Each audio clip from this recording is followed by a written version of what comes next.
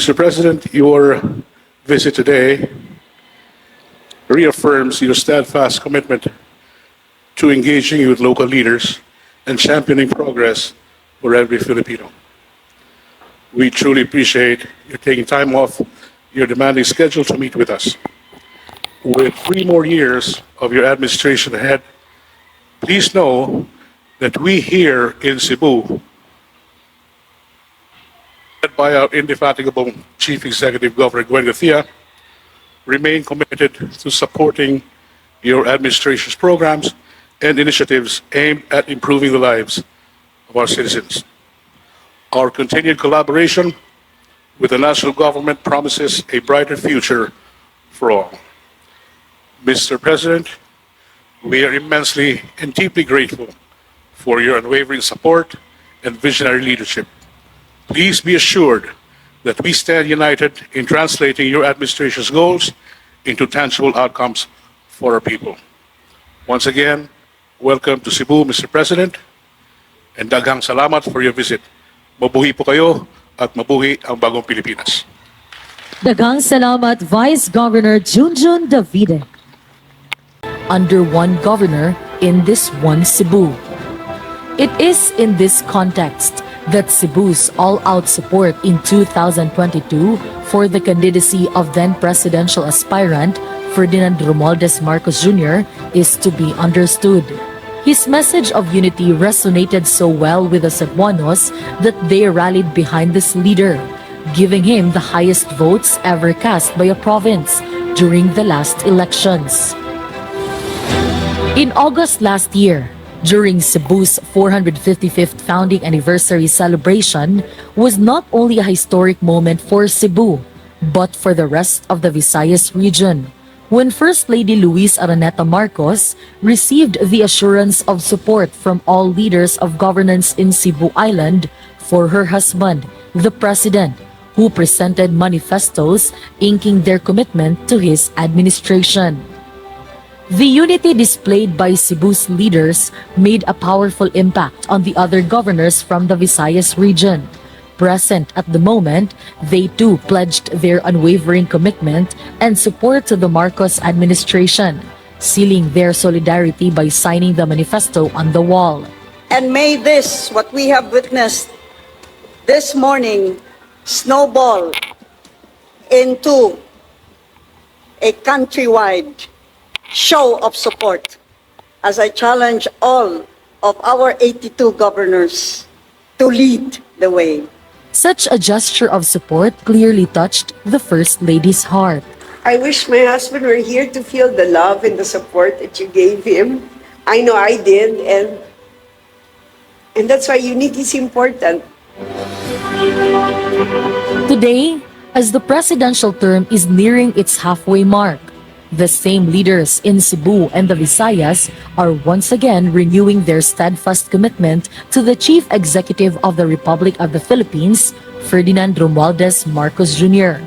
From the youth and the barangay officials to the city and municipal mayors, vice mayors, legislators, once again in unison, expressed their full and unwavering support for the administration of President Marcos as he steers this country forward in this crucial time in history.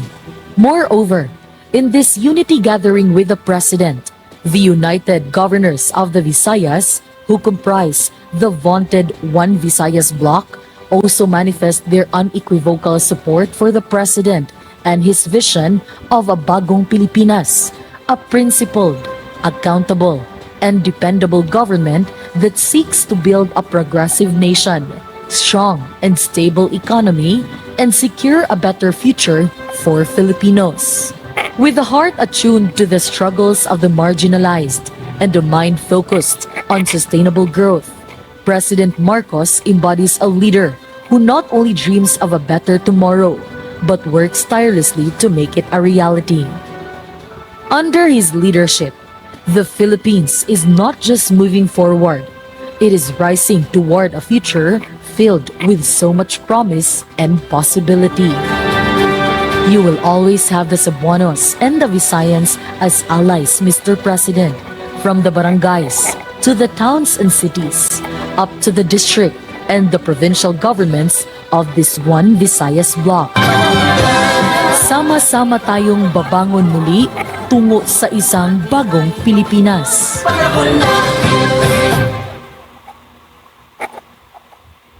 First, we call on the President of the Sangguniang Kabataan Federation in Cebu, Board Member Lawrence Cinco, Philippine Councilors League Cebu Chapter President, Board Member Ricardo Cuyanik Pepito, and the President of the Association of Barangay Captains in Cebu, Board Member Celestino Tining Martinez III, representing 1,400 barangay captains in Cebu Province, to present their framed manifestos of support to the President.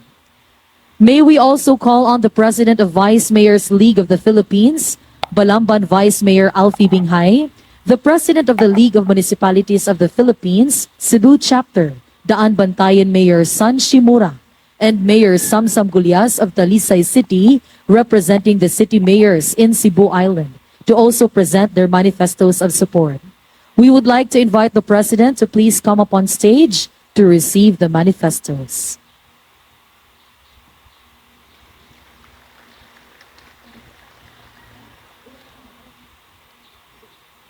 The manifesto is signed by 51 vice mayors in Cebu Province, including the tri-cities of Lapu-Lapu, Mandaue, and Cebu, while Mayor Shimura is representing 44 municipalities in Cebu Province. Mayor Gulyas is also representing the manifesto signed by the mayors of the component cities in Cebu Province and highly urbanized cities of Mandaue. Daghang salamat. Next, may we now call on Deputy Speaker and 5th District Congressman Vincent Franco Duke Frasco to present the manifesto on behalf of the Cebuano members of the House of Representatives, and Vice Governor Hilario Davida III to present the provincial resolution expressing support to the administration of President Marcos. We would like to request Governor Gwen Garcia to please join them on stage.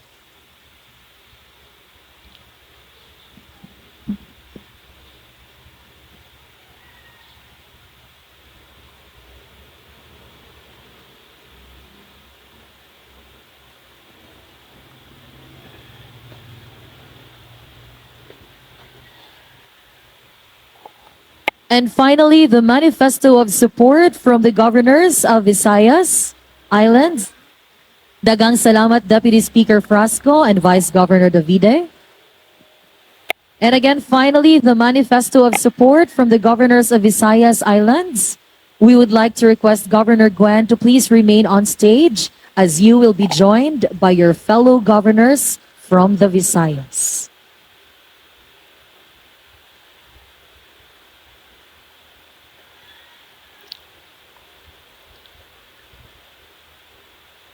This same manifesto of support was ceremonially signed by the Visayas governors on the wall during the Cebu Province's 455th founding anniversary last August in the presence of the First Lady Luis Araneta Marcos.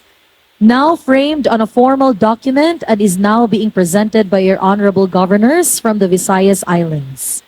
The manifesto states that the duly elected governors of the Visayas region stand together in our unwavering support for the administration of President Ferdinand R. Marcos Jr. and his vision for a bagong Pilipinas, recognizing the achievements of his administration. Daghang salamat, governors. Daghang salamat, Mr. President. To give his message on behalf of the Visayas governors, may we request Leyte Governor, Governor Jericho Petilla. His Excellency President Ferdinand Bongbong Marcos Jr., Governor Gwen Garcia, our host, a pleasant good morning to all of us. Forgive me, Mr. President, because ngayon ko lang nalaman magsasalita pala ako dito. So, but I guess that's the role of the governor is to actually take the challenge every time we're faced with it. Let me tell you a story about the first time I entered politics. I was in Congress at that time. I was a governor. But I was, of all places, and I have to tell you this, I was in the CR with fellow governors. One of the governors was a former congressman, served for 9 years as a congressman. So being naive, I asked him, bakit ka na-governor? And he said, you know, Gov. Petilia, the biggest insecurity of a congressman is a governor. That's why, when I graduated, I ran for governor. Sabi ko, oh, lucky you. So how is it now? Nabudol ako. Ang hirap pala ng trabaho na to. Next election, I'm going back to Congress. Because that is the job of the local government official. We go down to the nitty-gritty things of the challenges of our provinces and our towns. Hindi madali ang trabaho.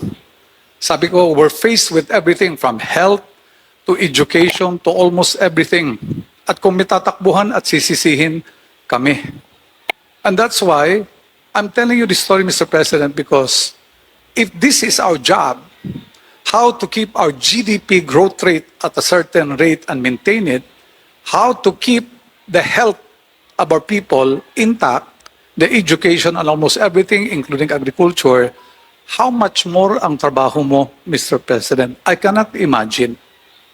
In fact, if somebody asked me to run for president, seeing the kind of job and challenge that you have, we'd probably say, magbabarangay chairman na lang kami. So, saying that, Mr. President, the least we can do with the problems you're faced, with the challenges you have, the least we can do is show our support because it's not an easy task. I know sometimes nagsisisi ka, Mr. President, pero wag, because kawawa naman ang buong Pilipinas kung ang leader natin is minsan nagsisisi. I think that's also true for all the mayors and the governors. We're here to serve. The least we can do is really help you out with your program. Whether we like it or not, we have one of the highest growth rate. I look at international arena with all the wars going on right now. We seem to be spared because we're still out there doing well, whether the detractors believe it or not. And again, we're here because actually, si Mr. President, parating nasa Leyte yan. Kasi taga Leyte yan. But I cannot tell you that. Baka magselos yung ibang governor. I cannot even mention that he was just in Leyte 2 weeks ago. But all we're saying here is that maraming kailangan ang mga local government units. Maraming kailangan ang mga governor. But today we're here not to ask for anything from the President. We're actually here today to tell you, Mr. President, what can we do for you? How can we support you? Because that is the intention of this group. Being a One Visayas, we're here to actually support you all the way and ask you, what can we do for you? With that, Mr. President, okay, I'd like to congratulate you again with all the problems in this country. Hindi kayo tumatanda, Mr. President. Okay? But let me assure you that on the behalf of the governors, we're supporting you, and you have 100% of the support of everybody here in One Visayas. Thank you very much. Daghang salamat, Governor Petilia. To give his message on behalf of the Cebuano legislators, may we request Deputy Speaker Duke Frasco. His Excellency, President Ferdinand Bongbong Marcos Jr., Governor Gwen Garcia, it is with great pride and deep gratitude that we welcome you, Mr. President, back to Cebu, a province that has always stood strong, resilient, and unwavering in its commitment to nation building. Your presence here today is not just an honor for all of us, but also a clear testament to your administration's dedication to the progress and prosperity of Cebu and the Visayas. Under your leadership, we have seen significant infrastructure projects development programs, and social welfare initiatives that have uplifted the lives of Cebuanos and Visayans, ensuring that growth and opportunities reach every corner of our region. For this, we express our deepest appreciation. We stand here united in our support for you, your administration, and for the Filipino people. Mr. President, you can count on the full support of the Cebu and Visayas congressmen as we work hand in hand with you to push for meaningful legislation, infrastructure development, and economic initiatives that will bring lasting and positive change to our people. Once again, on behalf of my fellow Visayan congressmen, we thank you for your unwavering support and leadership. Daghang salamat and mabuhay ang Pilipinas. Another message on behalf of Cebu City, Mayor Raymond Alvin Garcia. When the First Lady first came back from that trip that we saw in the video, and she said that she was so touched by the expressions of support that were made during her trip. Sabi niya, it was so touching. He said that I cried. I shed a tear. And I was teasing her. I said, ikaw kasi masyado kang iyakin. Kaya madali kang payakin. Well, after today, after the overwhelming expressions of support that I have received today, well, I understand perfectly well why she shed that tear. Thank you. Thank you, sir. I would also like to add to the story of Governor Petilla, because we have had the same experience of being a congressman, governor, and in my case, congressman again. And after I was governor, nag-graduate na ako, and I ran for congressman. And those governors who have become congressmen will understand what I'm going to say next.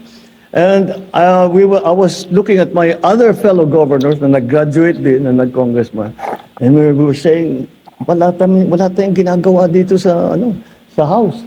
Para tayo nag-aantay na nakikinig lang yung speech, at kung minsan hindi na nga nakikinig, basta kung ano lang ginagawa.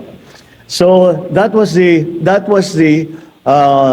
opposite side of your story. And I said, sabi ko, we were 18. I remember very well because I started to organize all the former governors. And ang sabi ko, alam niyo, ito na yung chance natin. Sabi ko, bakit? Naging congressman tayo lahat, governor tayo lahat. Lahat ng problema natin sa mga congressman natin noon, ayusin na natin ngayon. And that's what we did. So that we found a job for governors who had become congressmen. So I'm very happy that we share the same experiences when it comes to local government. I have always tried to, people have called me a champion for local government. I don't know if I am a champion I just like to point out the role that local government plays and to make people understand more deeply what it is that local government does and why local government is it can be effective and needs to be supported. And in the ways that the national government, the national entities, agencies can support it. And so that is why I have the stories that you tell are something that are stories that are very familiar to me. And I will only dispute one part of Gov. Petilla's remarks when he said na sometimes nagsisisi ako. Actually, not for one single moment. Because even though there's much that needs to be done, unang-una iba yung approach. Ang dami mong problema. Hindi problema yan. Trabaho ko yan. That's my job. These are not problems. This is the job that you meant to do. And the reason that I never regret being in this position is that I have been in political life for most of my adult life. And I can I can say with great confidence that being president being of this service at this level is the greatest honor and privilege that any human being can ever be granted by his own people.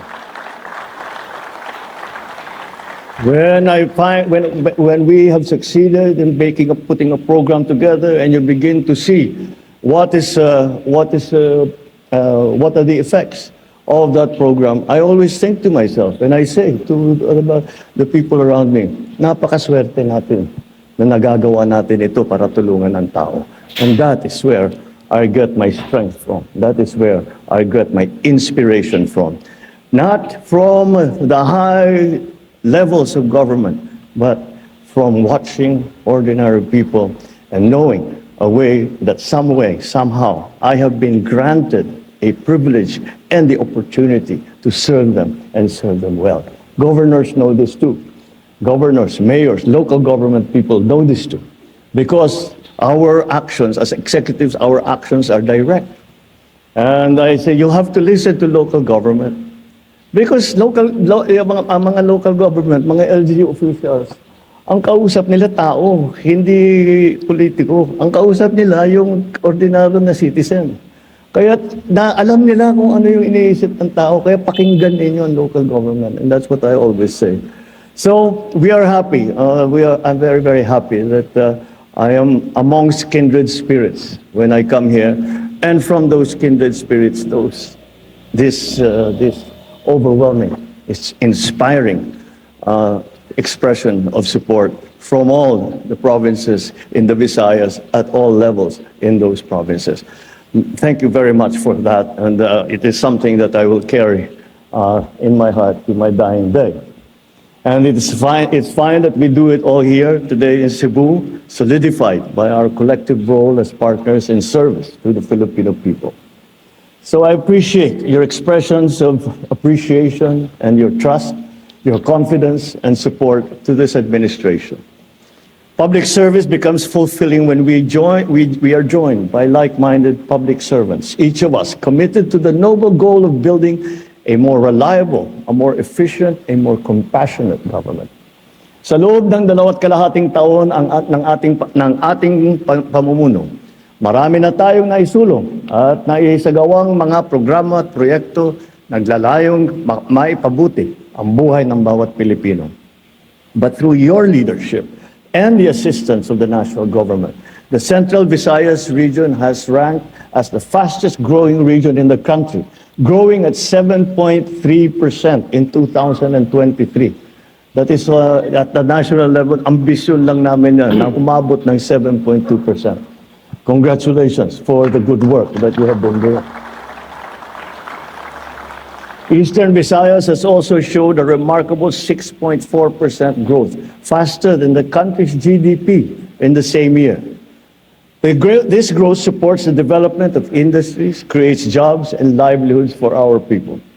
That is why we are not stopping here. We are doing more. We will do more. Our duties as public servants are never ending. So we continuously push, not only to maintain this growth, but also to leverage on the momentum that it has given us. Patuloy pa natin ipapalago ang iba't ibang industriya, gaya ng turismo, agrikultura, manufacturing. Sa pangunguna ni Department of Tourism, Secretary Frasco, na isang proud Bisaya at Cebuana, patuloy ang paghihikayat natin sa mga turista na bisitahin ang mga malaparaisong isla sa Cebu, sa Aklan, sa Bohol, Iloilo, Samar Island, Leyte, Southern Leyte, at iba pang mga magagandang lugar nandito sa Visayas. Ilan sa mga inaabangan nating proyekto dito sa Cebu ay ang New Cebu International Container Port. Pinapalawig ng Cebu Bus Rapid Transit Project na pinag-usapan namin ng matagal sa RDC kanina, at sana naman magawa natin ng paraan para ito mabuo ng maganda. At ang pagsimula ng pang-apat na tulay ng Cebu-Mactan at Coastal Road Construction Project. We are also implementing projects to improve the airports of Bohol, of Dumaguete, of Iloilo, Antique, Siquijor, Tacloban. We are implementing road and bridge projects, improving the connectivity in Panay, Guimaras, and Negros, Bohol, Siquijor, Biliran, Northern Samar, Eastern Samar, Samar, Leyte, and Southern Leyte. The administration's development plans are ambitious, but I'm confident that with your leadership, coupled with our strong collaboration, we will transform these plans into reality. It cannot be discounted that disagreements and contradicting views are inevitable. But let's be reminded that our shared commitment is to the greater good, and that must be our unifying force. Ladies and gentlemen, our people cannot afford to wait for the benefits of economic growth to trickle down and to translate into improved services, modern infrastructure, and better livelihood.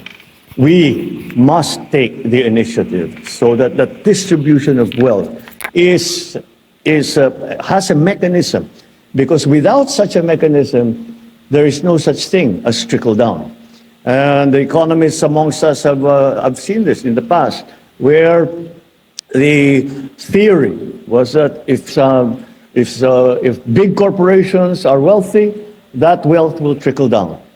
Well, it will only do so with the initiatives that are brought in by our local government officials and our public servants. It does not happen by itself. It happens because you all make it happen. We must not waste precious time to deliver the reforms that people need. Let's not be distracted by issues that will only deter our work and affect the people who are counting on us. Our effectivity as elected public officials is defined by how we remain true to our mandate to serve, to lead, and empower our fellow Filipinos. Let us remember that the true essence of our democracy unfolds not just in the casting of the ballot, but in the everyday actions and decisions that we make as lawmakers and policy implementers in the service of the public. Kaya naman, ang aking panawagan ay masusi ninyong pag-aralan ang bawat programa at proyekto ng inyong ipapatupad. Planuhin ng maayos ang pagpapatupad ng mga ito at tapusin at maumpisahan sa tamang schedule, lalong-lalo na ang mga priority development project. Tiyakin natin na ang mga susunod na henerasyon ay makikinabang sa ating mga nasimulang pagbabago. We cannot stress this enough, but let us always serve with integrity, with responsibility and passion in our hearts. I know that if we are guided by the highest ideals of good governance, we can never go astray. Once again, I thank you from my deepest part of my heart for your very kind and overwhelming and inspirational support. Let us continue to deliver services that are expected from our bagong Pilipinas. Let us continue to be reliable public servants. Let us continue our good work. Ipadayo natin let us continue this. Daghang salamat. Mabuhay ang Visayas region. Mabuhay ang bagong Pilipinas. Thank you, Mr. President, for your inspiring words.